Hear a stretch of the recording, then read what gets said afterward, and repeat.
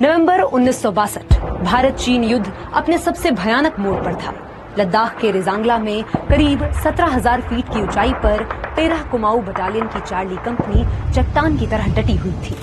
महीनों तक बर्फ जमी रही, जब पिघली तो जवान वहीं जमे मिले। अब 21 नवंबर को रिलीज हो रही फरहान अख्तर की फिल्म 120 बहादुर ने इस लड़ाई को फिर से चर्चा में ला दिया है।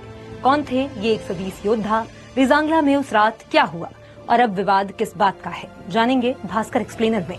भारत चीन सीमा विवाद की जड़ 1914 की मैकमोहन लाइन थी, जिसे भारत तो मानता था लेकिन चीन नहीं।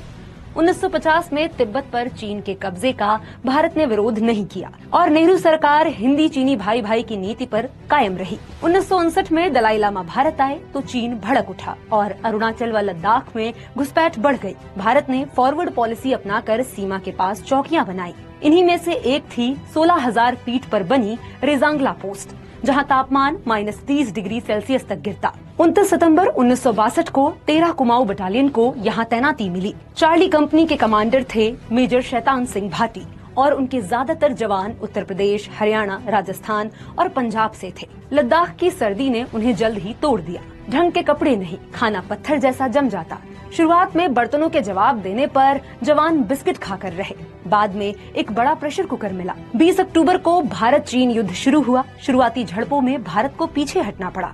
चीन ने तवांग, बोमडिला और गलवान जैसी चौकियां कब्जा ली। नेवल मैक्सवेल अपनी किताब इंडियाज चाइना वॉर में लिखते हैं, पहले हफ्तों तक प्रधानमंत्री नेहरू को विश्वास था कि चीन भाईचारे को नहीं तोड़ेगा।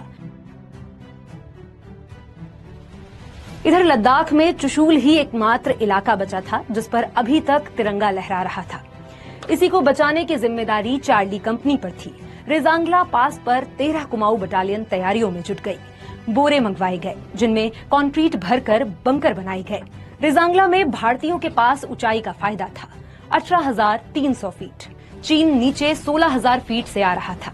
इसी बीच रेडियो ऑपरेटर लांस नायक रामचंद्र यादव को ब्रिगेड से संदेश मिला, कंपनी तुरंत पीछे हट जाए। लेकिन मेजर शैतान सिंह ने स्पष्ट कहा, हम अपनी पोजीशन नहीं छोड़ेंगे, जब तक जिंदा हैं रेजांगला की मिट्टी नहीं छोड़ेंगे। 18 नवंबर तड़के चीनी सैनिक आगे बढ़े। जैसे ही वो रेंज में आए, भारतीय जवानों ने मशीन गन और LMG से तीखी फायरिंग की। पहले राउंड में दुश्मन को पीछे धकेल दिया गया, लेकिन सुबह 4:30 बजे चीन। पूरा वीडियो देखने के लिए डाउनलोड करें दैनिक भास्कर ऐप।